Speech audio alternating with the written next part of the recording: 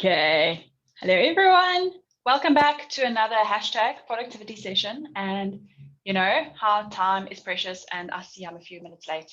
But time really is a precious resource. And I was doing a little bit of research, and one of the things that I noticed is that we have 160 hours per week to make things happen.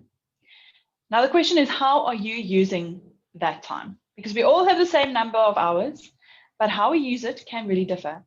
Now, there's an author, her name is Laura Vanderkam. She specifically wrote a book about this concept. It's called 160 Hours, You Have More Time Than You Think.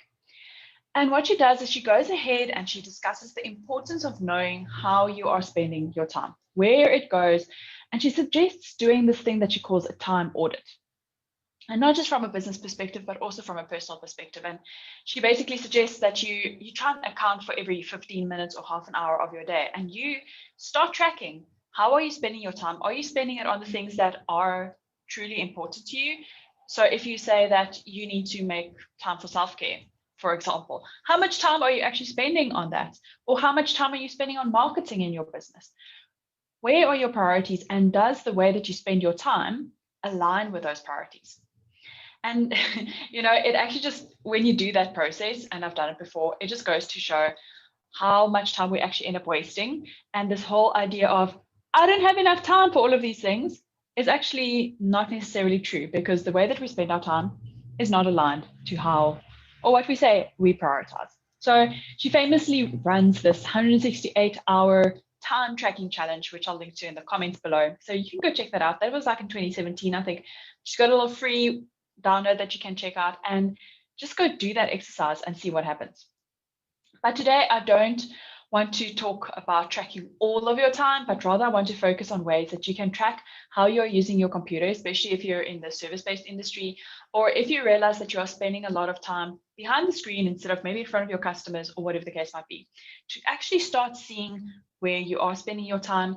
And if you're needing to on-bill clients, for example, this is a good way of making sure that you can split it out according to where you have spent your time.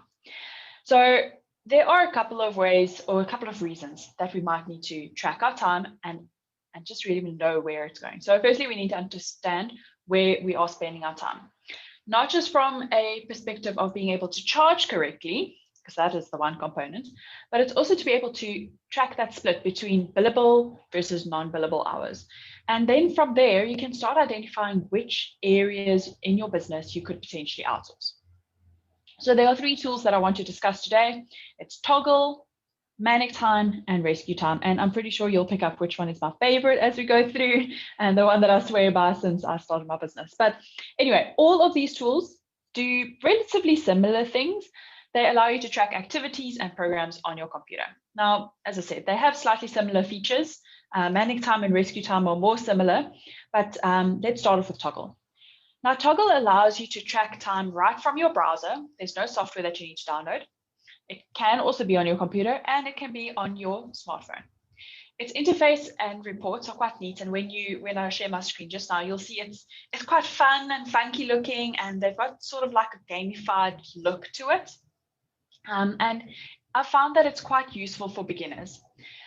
What I don't like about Toggl is that you need to start and stop your time, like the stopwatch. Okay, so you have to start it when you start the activity and end it when you end the activity. And actually, I just don't have time to go back and start and stop all the time. So I prefer something that's tracking in the background. But this is, so it's really great for beginners, for people that are just starting out, understanding how to actually track their time. So they have invested quite a lot into their user interface, and it does show. So let me show you quickly what their features look like. Oh dear, it's this screen share. Okay, let's try again. Share screen, here we go. I quite like their look and feel. It's quite fun.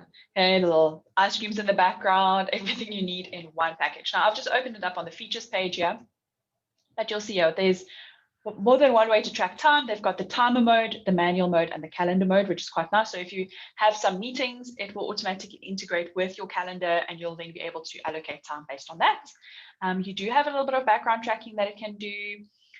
There's the calendar integration. There's an auto tracker, which is quite cool for the forgetful among us. That's someone like me. Set up Toggl track to trigger time entry suggestions based on the software you're currently using. And you'll see that they've got all sorts of app integrations. From what I've seen, they've got more app integrations than some of the others. Like ManicTime, I don't think they've got more than 100 app integrations. They're a little bit more limited. So you'll see the interface is really built up for you to be able to very quickly understand what's going on at any given point in time. You can see billable versus non-billable, got saved reports. Okay, so there's a lot of things that you can go check it out. So that is Toggl. As I said, the reason why I don't really like Toggl that much is the whole idea of having to start and stop. I don't love, but they do have a little bit of automation that you can check out as well. Okay, so that is the first one.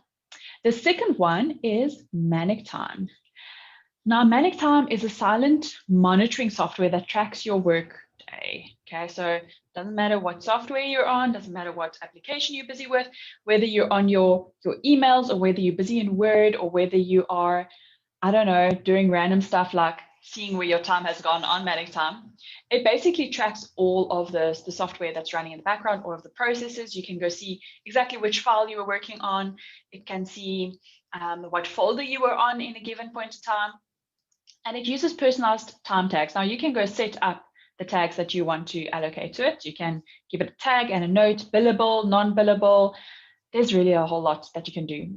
And what it does is, with a paid for version, which is not that expensive, but there's a lot you can do with a free version. But with a paid for version, it allows you to capture screenshots, which is quite nice. So in the background, every 30 seconds or 20 seconds, depending on how you have set it up, it will capture some screenshots. So if you, like me, sometimes go back to like 2 or 3 weeks ago and start tracking and tagging your time, you can use those screenshots to actually be able to see what you were really working on at that point in time. And then it allows you to pull a timesheet at the end of the week or the month. In my case, I normally pull it at the end of the month so I can then go bill my clients. There is a lot that you can do with a free version. It does not allow you to do the timesheets and the screenshots. So those two were the main reasons why I decided to upgrade. And also the other reason why I upgraded to the paid for version is because it prompts you to actually go tag the time that you were away from your computer. So if you are jumping between being on the screen and being, I don't know, having a face-to-face meeting or being with a client or whatever the case might be, when you come back, there'll be a little pop-up that says, well, how did you spend your time? And you can go allocate the time, which is really, really cool. So let me show you just quickly what my ManicTime looks like. And currently, I did a whole exercise where I had to update my October one. So you'll see here I'm currently on today, the 5th of November. You'll see that it is starting to track all of my applications. Okay, so it's having a look. I've spent some time on Notion. And what I will basically do, so I can either go track all of my activities by just selecting all of them, right click, and then tag my activity as something specific. Or in some cases, I've already set up some rules, which it will allow me then to use auto tags for. Okay, so if I now just go say, copy auto tags to tags, let's do that. Then you will see that everything here in this line, auto tags, will then move up to the tags section, which is really handy. I can also go categorize by application. Okay, there you can see Excel stuff that I've been working on. I can even go to my documents. And here, the part that I really like about the documents is it allows me to actually track who I've been sending emails to. So you'll see I've got sending and reading emails, and I can see exactly what I have done. It also integrates with my calendar, which is great. And let me show you just the timesheet out of interest. If I go generate my report for my timesheet, I can then go export this into Excel, or I can go check out my usage details. Okay, there's a whole lot that I can see. You can also change the way that you have set up your reports. There's some statistics that you can pull as well to start seeing where are you spending most of your time, where are you being efficient and not efficient. Okay, I won't, oh, there we go. Okay, so you can see what my average work day looks like at the moment.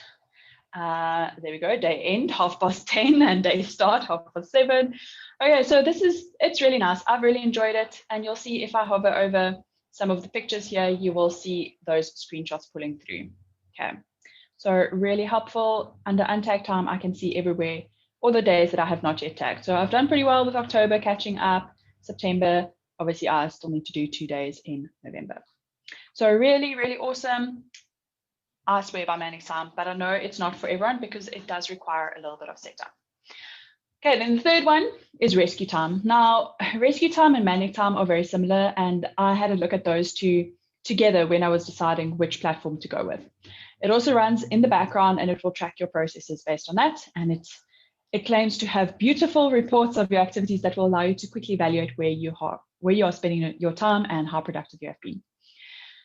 I effectively see this as like a light version of ManicTime. I don't find that it's as feature rich, but it is good to just check out and play around and see which of these would work best for you. RescueTime only has a 14-day free trial, where after you would obviously have to pay, but ManicTime does have an indefinite free version with obviously some of the reduced features. But I did actually use the free version of ManicTime for a relatively long period of time before I decided that I was going to upgrade. So their features are still great. So I just quickly wanted to show you the RescueTime site. There we go. Okay, get more from your day without working more. I like that. Okay, try RescueTime free, and you'll see it works with all of these platforms. The only problem that I found with ManicTime is it doesn't allow me to really track it on my cell phone. So I can't, because it hosts the information on my computer. So I can't go onto my phone and track time or tag time that I have spent on my computer, whereas some of these others allow you to do that. Okay, so automatic time tracking, detailed reports and trends. Okay, so you'll see that their interface is maybe a little bit fancier and a little bit more user-friendly than what you would see with ManicTime. But I'm a stats person, so I really like the information that I'm getting out of ManicTime. So there we go. That is a quick summary of 3 different tools that you can go check out, but there are a lot of others. And what I will do is I actually found an article written by the Time Doctor that also does time tracking, and they compared a whole bunch of different softwares that you can go play around with. The point is, as we have said again and again, is you need to understand which tool is going to work for you, okay? Because what works for me does not work for you necessarily, but you need to get to the point where you actually understand how you are spending your time, because that's important, right? And we covered this in a lot of detail in the last 2 months worth of our training academy, where we had a look at costing your time 2 months ago, and then last month we looked at pricing your time. Because really we need to understand that ratio between what is billable and what is non-billable, because if you don't understand that, you are only going to be charging out potentially client-facing time and potentially undercharging your services, right? Because you don't take into account all of the other time that you have to put in to actually make this job happen. Okay, so if you missed out on those, that's fine. We have them recorded. They're ready for you, waiting for you to sign up to those. They've got some worksheets in there as well. And last month's one, we also went into quite a lot of detail in terms of pricing strategies. So I will pop some links in the comments below. Go check them out. And remember, this month we are talking about financial risk management, and you will hear more about that tomorrow, which I'm quite excited about on our #Finance Friday session. Got a special guest joining us. So if you would like to sign up to this month's training academy, 350, it's gone up from 350 Rand per month to 400 Rand per month, but that's fine. Still great value, and actually it's worth a whole lot more than that. So make sure you sign up for that. I'll pop the link in the comments below, and there will be a lot of links in the comments today. So I will see you back here again next week, and I'm going to get the Blue Ninjas back because we are talking about CRM tools. We are talking HubSpot, and you will then start to learn why I really like HubSpot, and they will have a few other ones that they would like to chat about as well. Okay, so I think that's it from me today. So I will see you next week, same time, same place. Until then, have a lovely day. Bye.